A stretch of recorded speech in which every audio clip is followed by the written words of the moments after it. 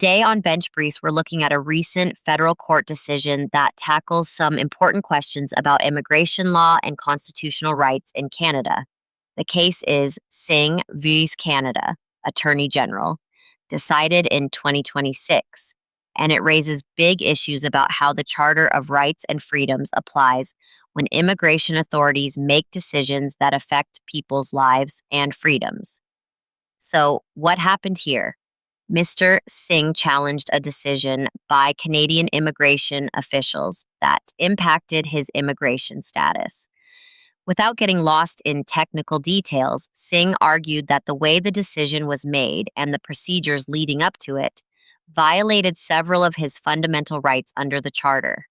Specifically, he claimed that his rights to life, liberty, security of the person, and equality were infringed.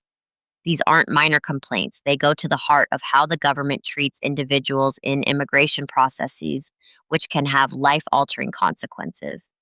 The case made its way to the federal court, where the judges had to consider several key questions. First, does the federal court even have the jurisdiction to hear constitutional claims like Singh's in the context of immigration decisions? It might sound straightforward, but jurisdictional questions can be tricky, especially in immigration law where specialized tribunals often handle disputes. The court had to determine whether Singh's constitutional arguments could be properly brought before it, or if they belong somewhere else. Second, the court looked at whether Singh's pleadings, the formal documents outlining his claims, adequately set out the constitutional issues he was raising. Courts require a certain level of clarity and detail to understand what a case is about and to decide if it can proceed. If pleadings are too vague or incomplete, the case might be dismissed before it even gets to the substance of the claims. Third, and perhaps most importantly, the court examined whether the immigration procedures and decisions in Singh's case actually infringed his charter rights. This involved a careful look at how the government's actions impacted Singh's life, liberty, and security of the person. These rights protect individuals from arbitrary or unfair treatment by the state, ensuring that decisions affecting their fundamental freedoms meet constitutional standards. Finally, the court had to consider whether Singh's equality rights were violated. Equality rights under the Charter protect individuals from discrimination and ensure fair treatment regardless of characteristics like race, nationality, or other personal factors. Singh alleged that the immigration decisions or procedures treated him unfairly in a way that violated these protections. Why does this case matter beyond Mr. Singh's individual situation?